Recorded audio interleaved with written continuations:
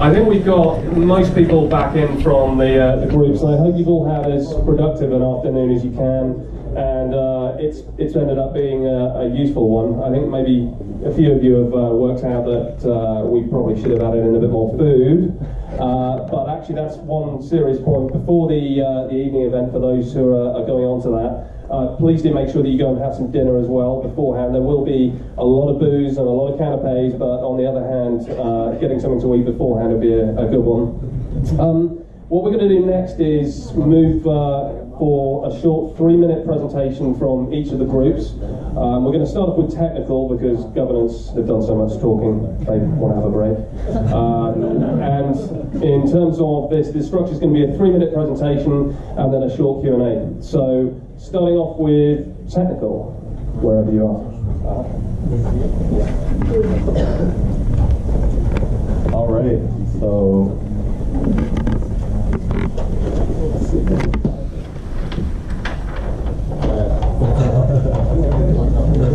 Sure, come on.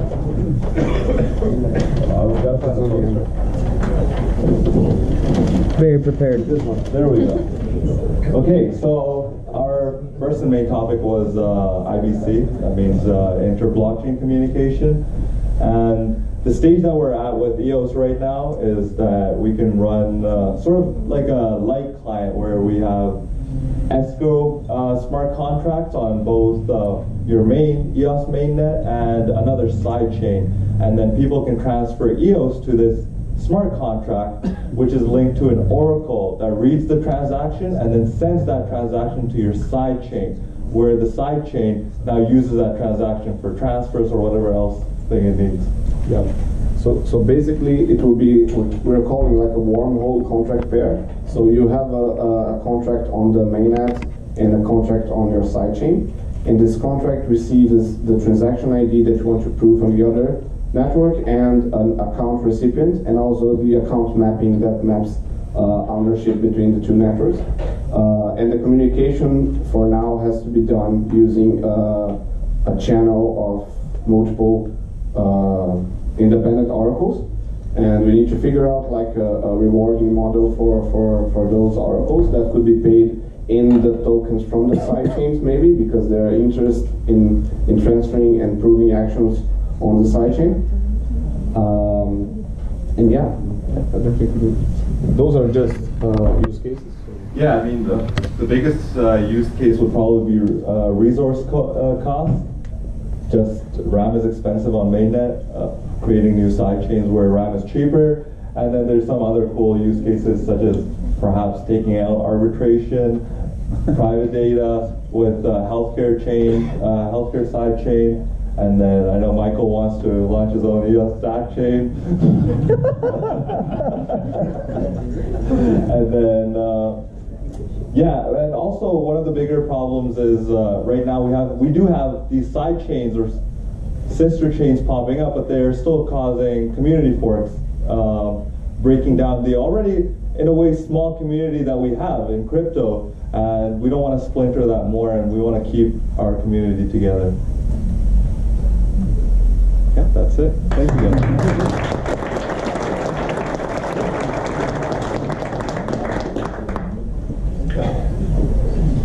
Let me just get the other microphone. Hold on.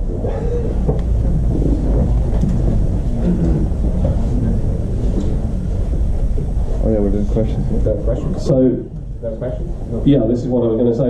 Let's see if we've got some questions from anybody in the audience. Just hold on one second.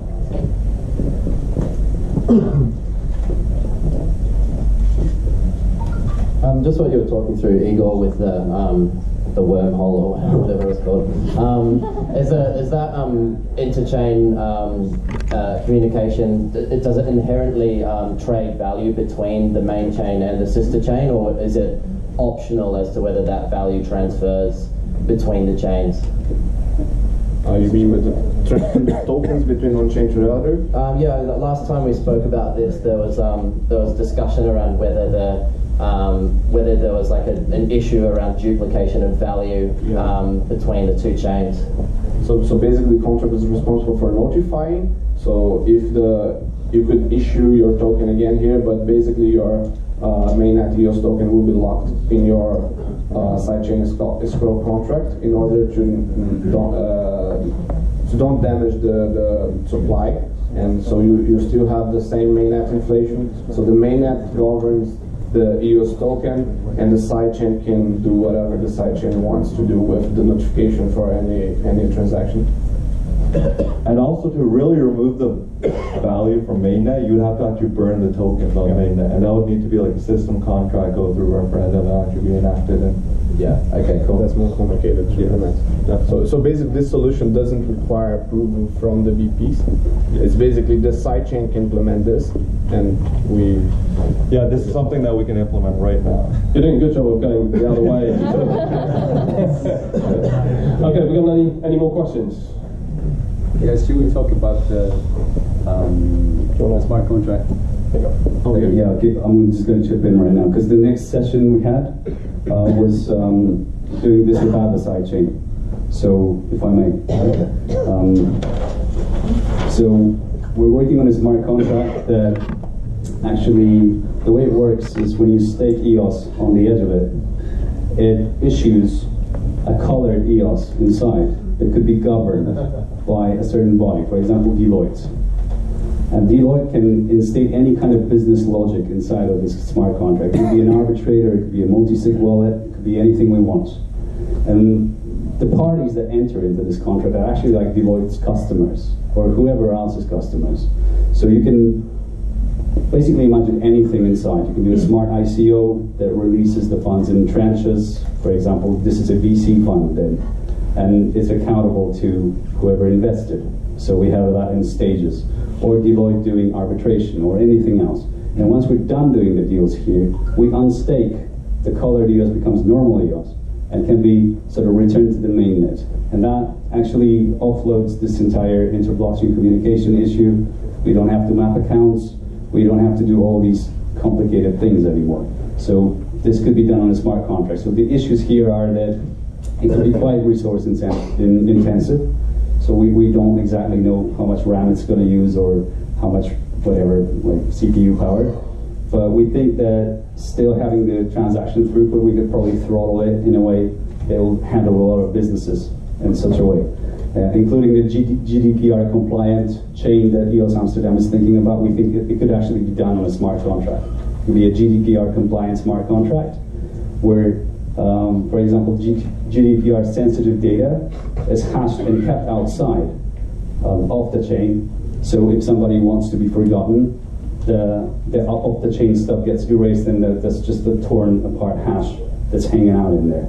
So we think that this is a quick solution to the IBC dilemma that we could implement right now, and we're working on the spec for this right now. So I thought it was relevant because it's very actually comparable to the previous presentation. It was the next one coming. I have a question, real quick on that.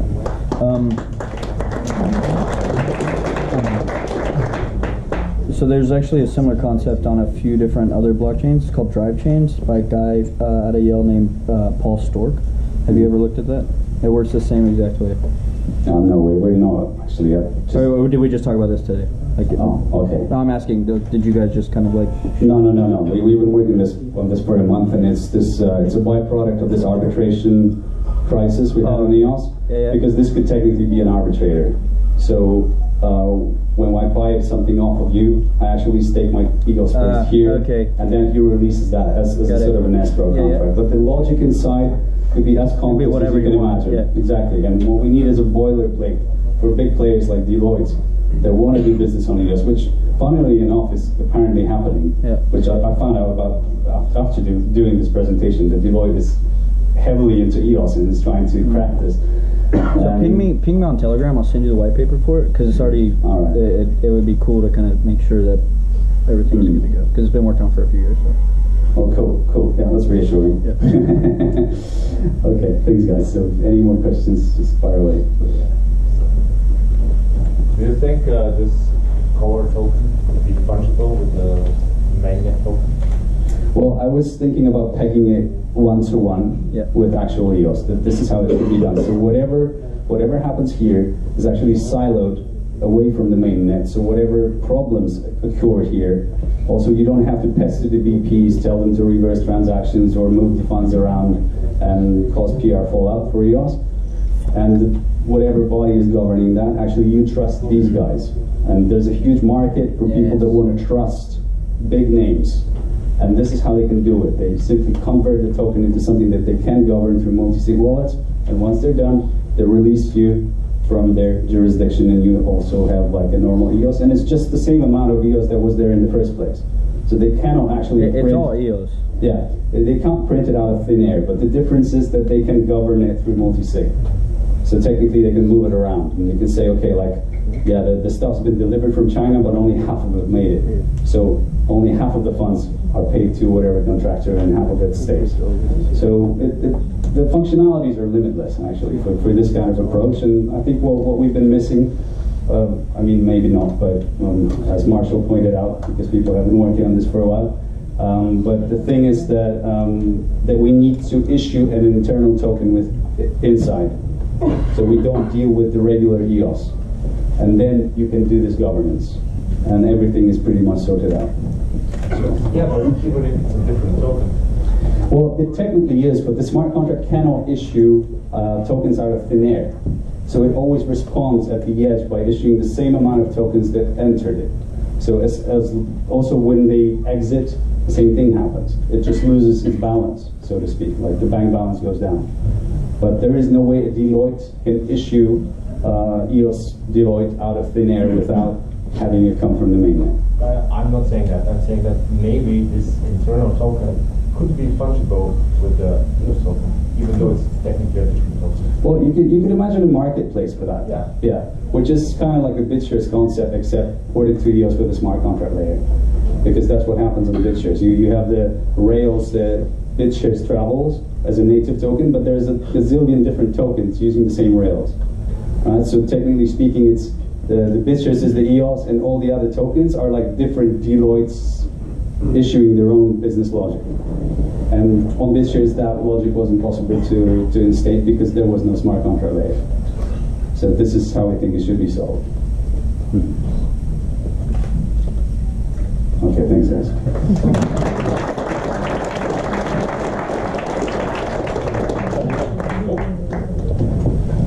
You switched that one off, didn't you? That was good. Okay, why don't we move on next to governance, Ben, wherever you are. Okay. Tell us what you've been talking about. All right, everybody. So, go on then. I'm going to bring up the people that led the topics mostly on the 5 main topics that we talked about for the next 10 minutes. We'll do 1 minute explanation and then 1 or 2 minutes of questions, and see how far we get here. So the first one up is Eric from Sweden. Talk about the ECAP versus VP blacklist actions. Okay, so as most of you already know, I love arbitration. It's my main thing. Sorry. Okay, so I hate it. It couldn't even get it out. So yesterday evening we figured out that possibly an account was hacked, and then this morning we proved it. So we created an account on the blockchain with the keys of an account that have now new keys. So the first thing that happened to that account was that someone replaced the keys and then they unstaked everything. So we found out who was the owner of that account. I created a new account with the old keys so he could prove that he had access to the old keys, and then I applied that blacklist before getting confirmation from ECAT that I could do so. So I thought this was actually against the law, but it turns out it isn't. So this is actually in the law, and most people don't know that. It is up to us to do that, at least until we have heard back from ECAT. So that was pointed out by Ian Gray. Yeah. And so to state that properly, you can take that action if you thought, as a VP, if you felt that this is something that's wrong, and then you become involved in the arbitration. Yes. So Eric, how much EOS was at risk in the hacked account? 2 million. And we have now got the order, so I hope everyone has slides here. And then, how did you get in contact with the victim? Yeah, this is actually a problem, to be honest. So we have a lot of people claiming they have been hacked, and the only reason I started looking into this was because we lost a lot of votes yesterday. So it was 100% a vanity thing. I was like, okay, someone removed 2 million votes from me, this must be a hack. No one would do that. This is insane. And it wasn't only me, I mean, yeah. So that was actually what made us look into it, and that's the reason. But we still have like 100, I mean, this is not scalable. We have 100 accounts that claims to have been hacked, and it's impossible for us to look into it. Any questions? Have the other 20 producers applied the same blacklist? I hope so. It's an ECAP. ECAP has come out with it now. So I only did the blacklist for that one account, but some other tokens have been stolen from the same account already because not everything was staked. So there are 6 accounts, I think, now. Yeah, and those are more important, to be honest, because this one we still have like 2 days before the blacklist has to be approved, but the other ones is like, yeah, they are liquid. Miles? How do we deal with the fact that an attacker could theoretically move the tokens to an exchange faster than ECAP could make a decision and faster than the block producers could apply a block? Yes. Well, I think that I can maybe answer this a little bit. That, you know, one thing that we can do is educate people on the importance of keeping your tokens staked, because it's like a safe mode for your tokens, and that does give us time to act. Yeah, or you could just not get hacked. Yeah, don't give your keys up. Michael, do you think we could have automated detection of this? Yeah. It was fairly obvious to all of us that this was a hack as soon as we saw the order of... Yeah, because of the timing of the transactions for changing the keys and unstaking. And then actually more things. So we actually looked into this a few hours before starting looking for what happened. So there's a lot of things that goes on. Anyone can just look at the account and follow it. So the one that created the new accounts was called Hacker Crypto Hacker.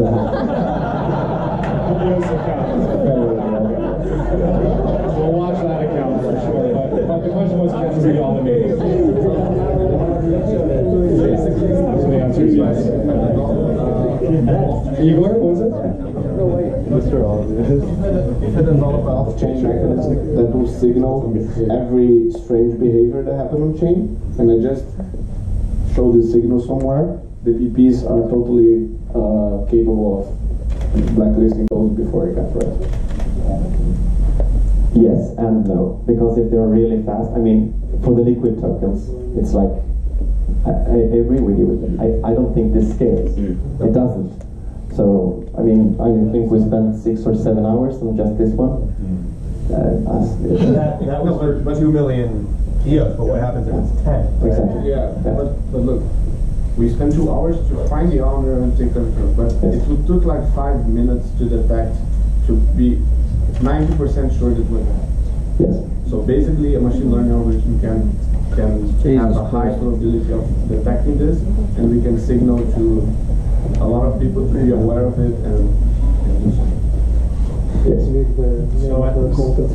So we're going to look for technical solutions to shortcut this. If you have ideas about it, it's a good thing to contribute to the community and the token holders to help them protect their tokens. So one more question? Well, at what point then do you just pseudo it back? Jesus.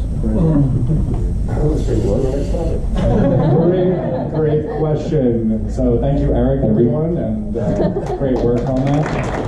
We have Tim from here to talk about Sudo.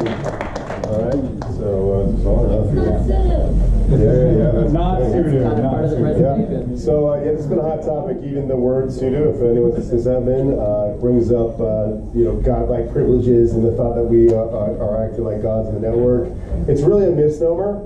When you looked at the commands that this will allow access to are commands that we do have access to right now, just through a series of obfuscated commands, much deeper and much less transparent. So we talked about the reality of what this enables, what it's going to be good for, really allowing people to track back who has enabled what rights, features, etc. Sudo itself is probably not the right word for it. So the idea that we probably should change this when it comes out to delivering this to the public is a good idea. We talked about this maybe becoming EOSIO.wrap, as it is a wrapper, rather than EOSIO.pseudo. And also looking towards the community and recognizing that this was a contract that was created. This was created by Block One themselves. So I do think that we can, as long as it's phrased correctly, address this. Tell people what it's for, let them know that it does bring more transparency in these actual actions that are occurring, and then just kind of rename it properly. We are checking on one final thing to make sure. We do believe that this does not allow retroactive right privileges, but that's the one final thing that we do all need to make sure and be confident about before we should all vote on it. We have the proposal to vote for right now. This needs to be done by October 7th. That was led by KDAR and the Liberty Block team. We are the only ones who have signed that. I would suggest that nobody else signs this until we actually make sure that this retroactive right is not possible. We don't believe it is, but we're going to go through the code review one more time. When we do so, we'll propose. By when? I don't know, 2 days, 3 days. Where's KDAR? Yeah. Then 2 days, 48 hours. We'll cancel it, and then we'll probably repropose it as EOSIO.wrap. But if we could, once we get that done, and get some community involvement and make sure that we do get that voted, this is something that will add to the transparency of the network, and we think that that's very important. So can we count on you guys to let everyone know when that is complete, and then reach out to people in the top 30 to get the voting moving? Absolutely, Ben. Awesome. Any questions? No questions about pseudo. Good. I'm glad everyone's going to vote for it. All right, awesome. Thank you, Tim. Thank you, everyone. Next up, we're going to talk about referendum. And here's Haley coming up from EOS Cafe. Excellent. Cool.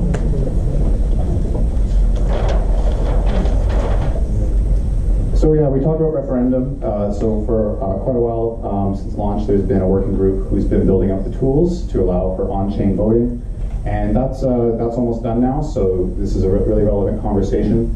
So a referendum is how the community ratifies basically a change, a core change to the system. It's in Article 11 of the Constitution, and the threshold is you need a 15% of all tokens need to vote for the referendum, 10% need more tokens need to vote yes than no, and that needs to hold for a 30-day period and a 120-day window. So that is basically what we need to achieve to pass any referendum. Now, because there's so many debates we have, if you've been on Telegram, WPS, Rex, there's a lot of cool things out there, but they all need to pass through this gate. So this is a very important conversation, and there's a lot of there's a lot of issues. For me, the biggest issue, and I think what we talked about, is voter engagement. It's a very limited, scarce resource, and we want this is DPoS, this is decentralized network. We want everyone and anyone to be able to propose something, but if it's complete Wild West, it's going to be hard to get that voter engagement. It's going to be hard to get everyone to pass this threshold. And there's a lot of stuff we want to do, but if we can't get it passed, it's going to be a problem. So that's our challenge. I think what we're really doing, what we really talked about in this group, was kind of starting a conversation on referendums, because this is something I think as a community we need to tackle together. So what we don't want is complete Wild West and voters don't know where to go, and there's like 5 different referendums that are maybe conflicting, or 5 referendums that are all the same thing, and the votes get split up between them. The other thing we don't want is a centralized body that acts as a gatekeeper, and only the referendums that body basically proposes get voted on. So we need to find some kind of way to balance those two things, to kind of funnel the voter engagement that we have to well thought out, thorough referendums that are also, I'm hoping, just in many different languages. So this is just the beginning of a conversation, and as a community, we can just kind of find a way to pass some referendums and make it a good system. Yeah, well, I also want to just mention really quickly that Alex from Canada did a lot of work on the referendum system so far, and I think he's downstairs right now. But if you have any questions about it, you can also address him on the technical stuff. Yep. I think what happened with the EOS portal is pretty much what needs to happen with what we're working on, DINning and some of us with EOS Votes and Nathan Rampel here, and that is to focus on education of what this actually is. Like, what is a referendum? What is referendum? And then show them the other interfaces that are trusted and obviously endorsed and pass some level of security for the network. And you know, it will have its time. Obviously, as a key class, we want to have this as many different interfaces that we can. But during this first 3 to 6 months, I think that as we have spoken out in several articles 3 months ago with the user-centered approach to referendum design, and why I put so much time into that effort is because of exactly what you're talking about. That we have to educate people on what the hell it is, first, and then they can go out and cast the votes where they want. So when you say EOSvotes.io, EOSvotes.io, it's up right now. EOSvotes.io. EOSvotes.io. So Steve, when you say we and it's our job, who specifically are you talking about? That's their job. I would say anyone who has been elected at all and has been collecting any type of, because by de facto we're the only governing body right now. So I think we have a responsibility to create something that's non-branded and not a big BP, NASCAR event. And make sure that way we all share it and there's no bias. And I will. That was a conversation that came out of EOS Portal with me and Nathan James on voter bias. And then as we talked about with Nathan Rempel, everybody agreed. They were like, "Wait, you're right. We're all gonna try to pitch to our channels, but other VPs may not share it quite as much. But if it's non-branded and there's very little self-promotion, then at least the whole community can drive them to that education." So what you're saying is the more the community that's involved in promoting it, the less it's going to favor any particular party. We shouldn't take any right to filter any referendum. We should be able to, they can search and show whatever they want. Right, so that's on the topic of the UI. The UI can handle the filtering and gatekeeping by allowing users to choose how to filter.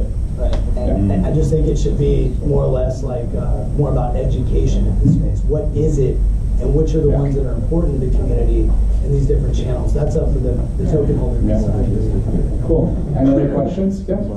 As a struggle to get those 50%, would it not make sense that only those who have staked their EOS would be only from those who have staked the EOS, you should get those 50%?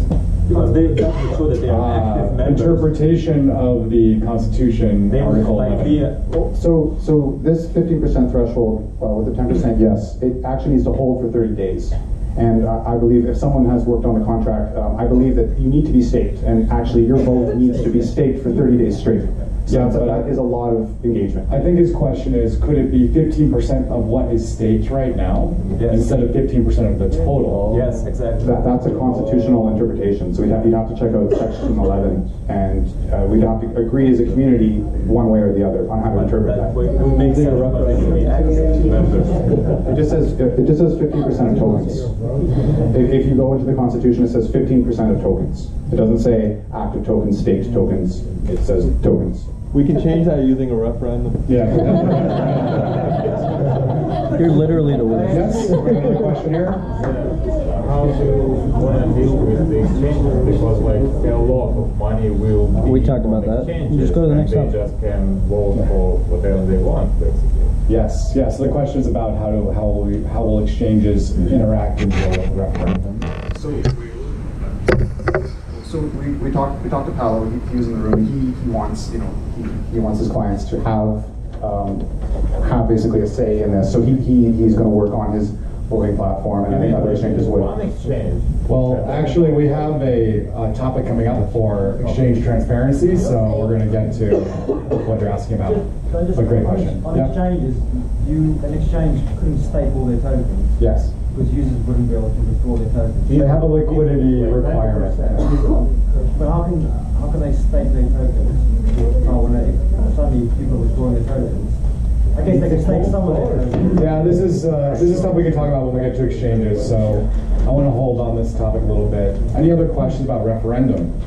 So have you discussed or have you decided or talked about if we allow proxies to vote for the referendum? And if so, what was your conclusion with that back end?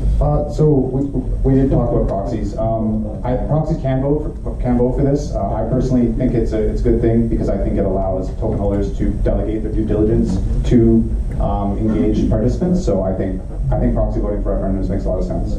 And what if your proxy vote's different than your own vote? So let's say you vote because you can vote for any proposal, and your proxy votes for the opposite. Switch proxies. How do you delegate your votes? It's just more complex, right? That's I'm a little confused because when you delegate your votes, then you don't have voting power. Well, you can, because like with your vote for proposals, if you vote for block producers, if you vote for proxy, you remove your block producer votes. But the proposal is different. You can have a voter vote for proposal and a proxy also vote with different amounts. I don't know. I don't really know the technical. Yeah, I would need someone from the technical group. Yeah, it's just a more complicated way to handle proxies. Because well, it's a great concern, and I encourage you to join the working group on referendum. Yeah, that's his question. Yeah. What is that double? Well, that's like a double. That's doubling your vote. What happens like if you vote and then your proxy votes for the opposite, who do you count for with your voting power? Anyways, it's just complex. That's all it is. Okay, so you're saying that technically, if you have your delegated votes to a proxy and a proxy can vote, then you can individually vote. You could potentially double your vote or split your vote, and different things can happen. If it's different, then what do you think? Do you count your? It just gets messy. Yeah. But as long as we can sort that out. Well, is Alex in the room? Well, Because he can speak to it. Alex is downstairs. It's people who built the system. Like I doubt they would allow double voting. Works in the core referendum group with Alex, so he's asking these relevant questions. He actually does. So I'm also pro proxy, but how do we handle it? And like, what happens when a voter decides a different opinion on a different proposal? I mean, I think maybe one suggestion is if you have votes delegated to a proxy, then you don't vote on any referendum directly. Then what if the proxy votes and you... No, but if you have a proxy, your vote just doesn't count. You either have a proxy. If you have a proxy, that just means your vote doesn't count. If you have a proxied vote, then that's where your votes go through. As long as we can hammer down those rules. Yeah. I can communicate with you about it. I know how to word this. Referendum voting, if you have a proxy. It'll be in the contract. Well, a lot of people are proxy. Like I have proxy, but my proxy might not vote, and I'll want to vote as an individual. If your proxy doesn't vote, then you don't get a say. You guys, I want to keep the ball moving here, but yeah, this is a great debate, and let's keep it going. And so I just want to say that I think the main conclusion we came to is that we just need to create a working group and just tackle these problems. Didn't know that problem definitely included. And yeah, I think the proxy, like instead of like being, let's say, on the developer side, you just need to have a defined rules of how the proxy voting will work, because it's a little bit more complicated than yes, no. So if we can define that as a group, as a whole, it's a lot easier for people to implement sort of voting tallies and databases to count votes in different ways. Great. Because then you have rules to follow. And not you don't vote for each account. Right? A lot of ways to count votes. Yeah, so the proxy have like 1 million taken from the account that delegate the vote, and one account has like not delegated one EOS, like you have the millions of the proxy and one EOS of the original account. So it doesn't matter if one person votes 3 times because 2 times. Yeah. Thank you all. Actually, we just had a request to move on, so I mean we can talk about this. I'll just add. Actually, I know this topic's really important, and I'm not trying to downplay the importance of this, but we did give this the most time, and the organizer asked me to keep moving. So thank you, Alex.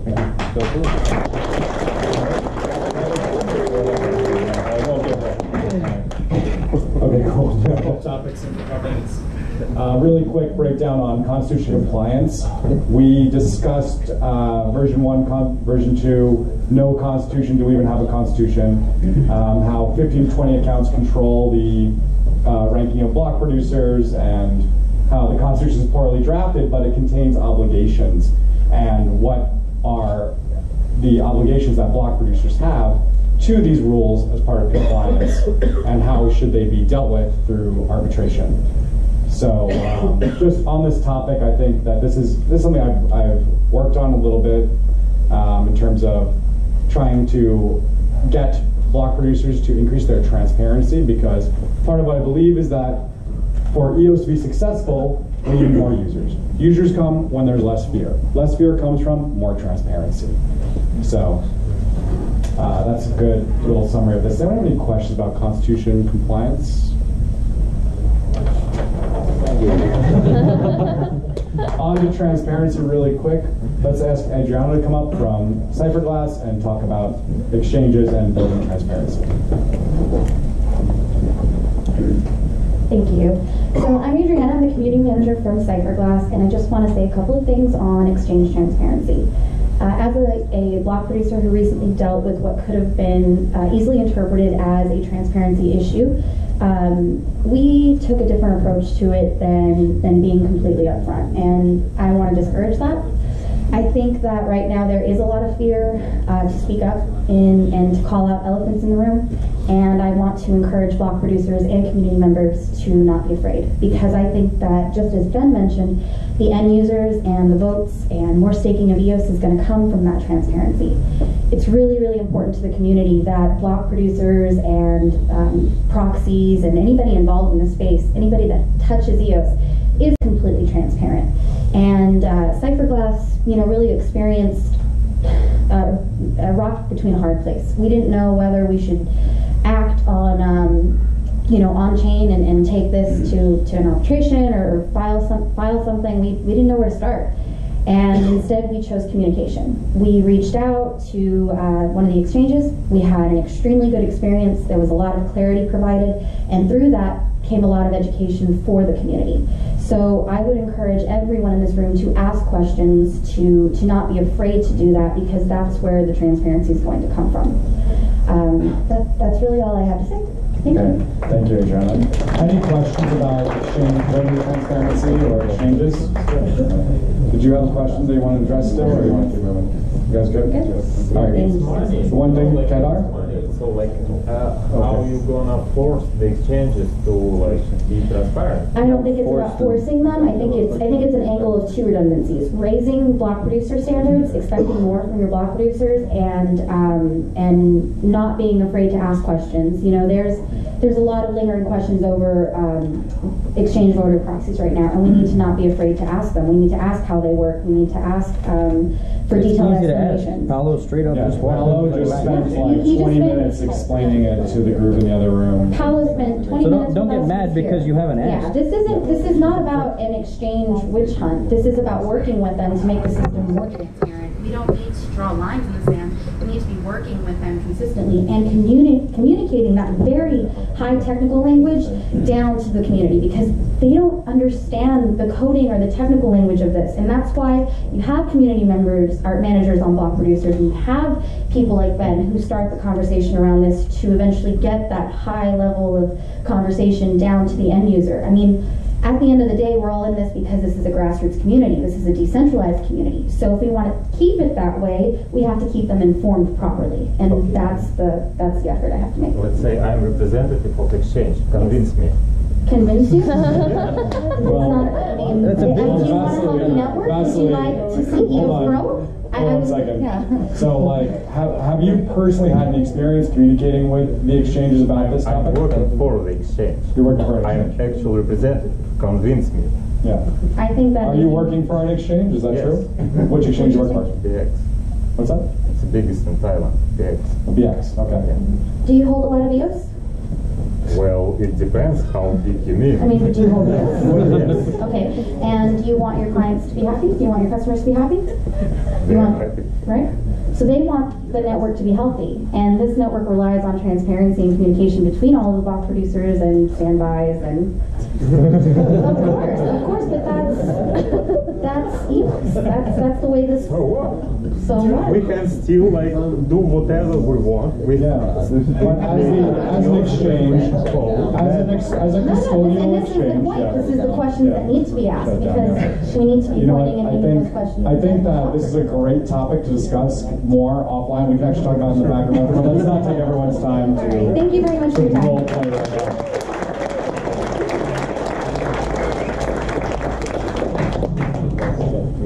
Okay, one more. We just had WPS for more again. WPS. Okay, yeah, another important topic, WPS. We have Orchid here from EOS. Please welcome her. Hello everyone, I'm going to talk about WPS. And then, so 4% of inflation goes to the EOS savings account now. And then WPS has been there for since the beginning of the white paper. And then what WPS working group is proposing is that we move 1 million EOS initially to the thank you. initially to EOSIO.WPS account to experiment for 6 months. And then there has been some concerns regarding what if whales abuse the system, or what if. So yeah. Whales. Yeah, we got a new one. The whales.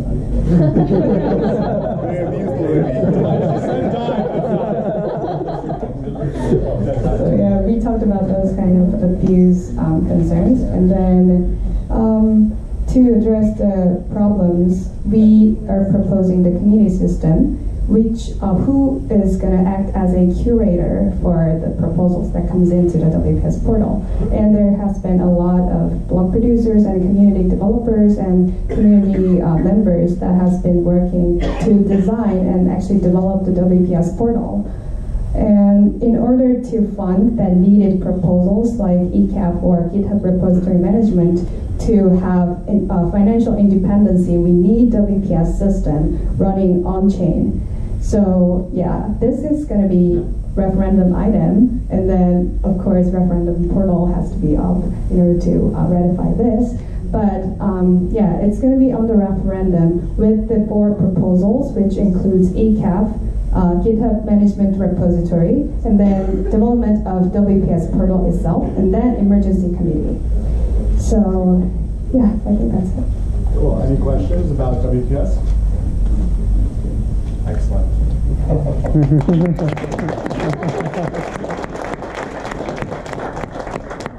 Thank you everyone for your patience. Boy, we better hope the microphone doesn't die like this last one. Okay, we've got 15 minutes left until we're ejected, I believe. So we're going to have to speed things up just a little bit now.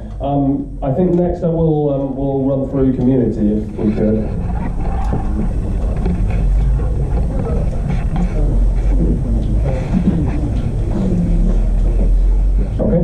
Okay.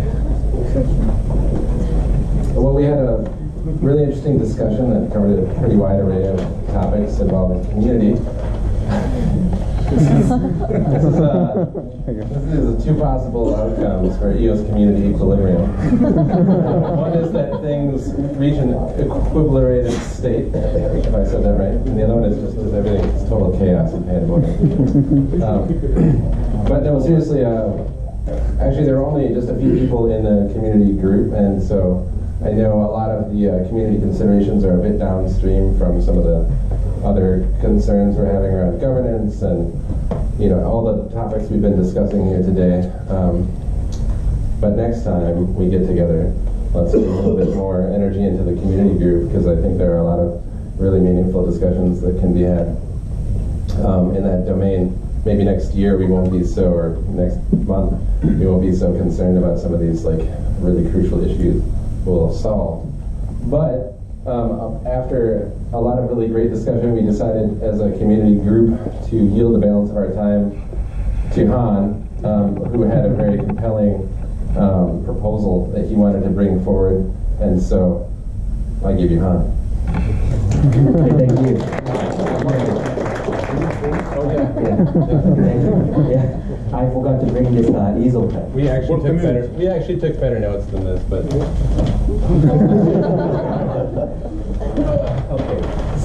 okay. My name is Han, and I'm from EOS Node 1, Seoul, based in Seoul, South Korea, and I recognize many faces from EOS Community Conference we ended up suggesting and organizing back in July. So actually, after the event, we've been pondering upon a proposal for a referendum by communicating with the Korean community, because we have more than 5,500 members. We keep in touch in regular basis.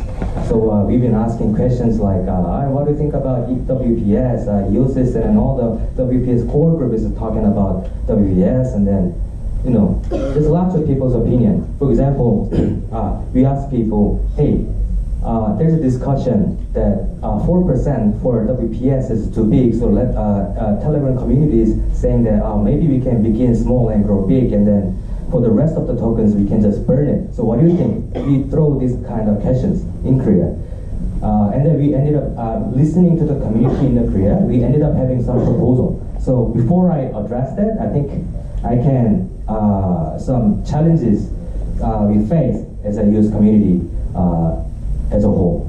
So right now, I'm not sure if you can see these letters. It's a little messy, but for now, EOS, you're a virtual country, right? And its population is about 330,000 people or accounts, right? And then among these 330,000 accounts, we only have 3,000 active accounts. And then EOS is supposed to deal with enterprises, right? Enterprise doesn't deal with thousands. Enterprise deal with millions, right? So we, DAPS panel, in the first round of this conversation, we were discussing about how we can bring more people on board in EOS community, right? So we having this bringing new people in the community, we facing this big problem. Another thing is, if we look at the number of stake token. So when the mainnet launched in June, I think it was 9th, it began with 99% token staked, right? And then right now, it's only 53%. And then if this trend continues, maybe if we end up in December, we're gonna have only 30% something percent left staked. What that implies is that this 30% also includes block 1 10% stakes. So we're not sure if we can really get those constitution candidate get ratified. So it could be a little big problem. And then also, there's a lot of whales. I'm not sure how many whales in this room, and I noticed a few of whales. Oh, Cesar. Anyway, there's lots of good, good BPs, and there's lots of whale BPs. But then at the same time, some of the BPs, whale BPs, they do BPs because of just only to make money, because there's no way around to generate a profit out of their existing token holdings. So we ended up having this idea of using how we're going to use the 4% inflation. So there's so what's going on in the community in Telegram is that we could use just burn it. And the second idea is what Dan says, we could just use it for URI, right? There's lots of ideas. And then we thought, okay, this is 1 billion token. Annually, we issue 5% inflation, new tokens. And then 1% we share as BPs. And then for the 4%, it's maybe 1% could go to WPS or 2% or whatever. And then there's a Dan talking about URI. And then there's ideas to just burn it, right? And then instead, what you want to propose is, say, for example, it's just an example number. We can take 2% out of those 4% inflation and then use this for this 8% people who's currently voted for more than 21 BPs. Okay, right now, in the network, we have 25% accounts who casted at least 1 vote. And then among those 25%, only 8% casted more than 21 votes. What it implies, if we take this 2% goes to this 8%, it'll yield more than 20% interest per year. It's a huge interest, a huge incentive. It's unless you're a shark, you don't get any interest like this. But then it won't last long, because what will, let me just briefly review the implication of this proposal. About 1 minute. Sorry, okay. I'll make it quick. Okay. So, ICO is over. ETH are like dropping like crazy. So all the ETH, they want to drop their ICO. Once they learn that they can make 20% only by casting 21 votes in EOS, they're gonna drop and then come to EOS like a refugee, right? Yeah. So what will happen? So because of the demand will increase, we're gonna see the price increase in the short term and the mid term. And then whales, you know, whales doesn't need to have do the BP, because if you become a number one, you make only 340,000 EOS. But then if you have all the, as a whale who holds more than 5 million, you can make 500 EOS only by casting 21 votes. So we're going to do Q&A in a second. Yeah. Okay. So and then what is really good is actually I had a conversation with anyway. Oh yeah, Sergey. He had an experience with Tezos community, and then Tezos, they have bakers, block bakers, and then they applied this kind of idea, and then it worked so well. That, you know, we have a history, so I think we want to propose this to the community. That's it. Patience. Thank you very much. Only because we're so short on time, we'll probably have to skip the Q&A, but that was a really interesting work through, so thank you. I would say that whoever came up with the idea of calling block producers bakers is an idiot. But, you imagine that in your car, right? One thing, if there's no Q&A, I just want to invite you to the conversation. I just created a new group called EOS Vote number 4. All, ALL. That's it, EOS Vote for All. Yeah, that's very good. Oh, is it another Telegram group? Yes. Oh, man. All right, awesome. Okay, and the last one that we have is the DAP group. Thank you.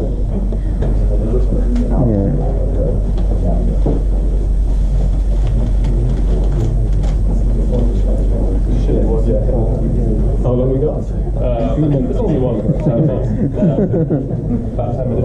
We'll try TLDR this pretty quickly. So, in our group, it's a very active group. There are some current mainnet DApp developers that were within this, and some prospective DApp developers, some VPs. So we had a great range of people and skills. The first thing we tried to do was to categorize both what is inhibiting current dApps on mainnet from growing, and what is inhibiting new dApps from actually entering the space. So the first one that we talked about was account costs. You know, this is a real inhibitor to onboarding new people. Like, how do we actually onboard them into an app? Does the app kind of pay for this? Do we need better fiat onboarding ramps, etc.? Second, creation of accounts. So the UX for this. Currently, it's very difficult for non-technical people to educate them on how to create accounts. So we need a better kind of layer of abstraction, a kind of collection of tools that, you know, in the traditional no-coiner web, you have onboarding and, you know, registration done via, say, Google or Facebook. The user has no idea that, you know, there's an authentication method of OAuth happening under the hood, but it's a very smooth process. So we need more tooling around this. The third as an inhibitor was token lockup. So there's still millions and millions of EOS that are accessible by potential users. So we had a stat where on Bitum there's 52 million sat there with no way to actually extract that. Finally, lack of key features such as IBC and, you know, funding mechanics. So you know, for DApp developers to actually get started, you know, they need funds. You know, they need to be able to pay themselves. They need to be able to, you know, fund the progression of those DApps. On the flip side, for the current dApps, problems in growing this was complexity around authentication. So, you know, we have, you know, great tools such as Scatter that's really kind of leading the way with this, but still for non-technical users, it's still a bit of a mind melt. Prediction of resource. So, you know, there's been a couple of very key cases, you know, discussed in Telegram where, you know, it's very hard for dApps that are becoming successful to be able to accurately predict, you know, the costs of running that dApp. And even on the user side, you know, we have, you know, issues with CPU throttling, etc. So, we tried to basically split these two into two distinct groups. User-based issues and developer-based issues. But then we found there were some that sat outside of this. First being funding, the second being finding developer talent, the third being the token lockup, and the fifth being awareness and education. So we had a vote on all of this, of which was the most important to the people in the room, and funding and awareness and education were by far the most prevalent topics to those people. And since we don't have that much time, we're just going to walk through funding really quickly. Basically, what we're saying is, trying to get funding, there are different ways. You can do the traditional VC, you can do there's some new liquid ICOs coming out. I know Bancor, or the people have used Bancor to do different projects. You have some people working on ICO platforms as well. But basically, it's about patience. So if you have a project and you want to get funding, if you talk to a traditional VC that's not used to the tokenization models, and you start the conversation by saying, well, so you actually have to pay for an account, a few bucks, maybe 10, and then if you lose your password, you're fucked, and then we don't have any users. And they're going to be like, okay, but why would I put my money into this? So basically, it's very, very, very early. Everything is very early. It's so early stage that people kind of feel a bit frustrated because they have great ideas that they're not getting the money. And the VCs don't really feel like financing infrastructure. They want to finance DApp businesses. And they want to finance something where they get the money back, because they're not here for charity. They're here, oh shit. Every day I take a picture at 5:30. I've been doing this for 2 years, so if you don't mind.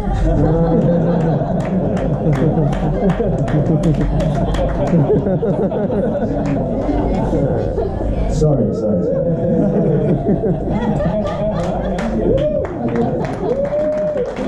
I have one with a tiger in the background actually. So this is way cooler though. Anyway, so it's a bit of a chicken and egg situation, and basically what we summarizing it was, maybe people in here are not the money grabbers, maybe, but it's important to realize in a good soccer team you need defenders, midfielders, and strikers. And if you're a defender, maybe you should join up with a striker so you can go get that money. Basically. Thank you. Cool. The other topic was awareness.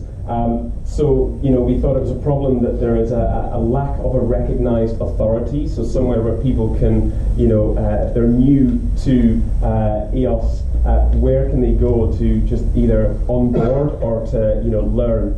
So we tried very hard not to use the word centralized there, but it's very tricky for new people coming to this project to understand, well, where do I go to read and where do I go to trust so that I can learn more.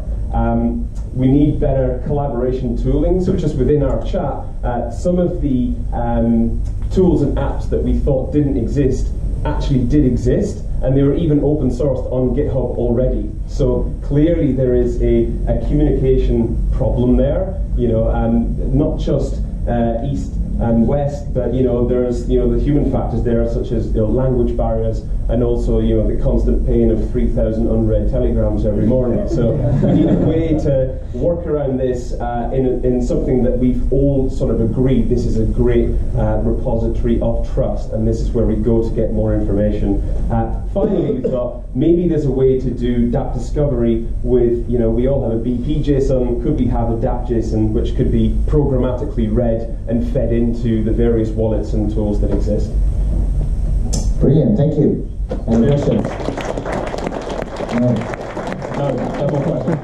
Only because we're running short on time. I just wanted to extend a final thanks to Attic Lab for being the other sponsor for this afternoon session. For those of you that are going on to the evening session tonight, it's 7:30, and as I mentioned at the very start, please do go and get some food in the meantime, because there'll be a lot of booze and a lot of canapes, but it would be advisable to fill yourselves up beforehand. And otherwise, a final thank you all for coming, and I believe as well there's a Telegram group as well in an email that we sent out that Sarah would love you all to join. Otherwise, thank you all.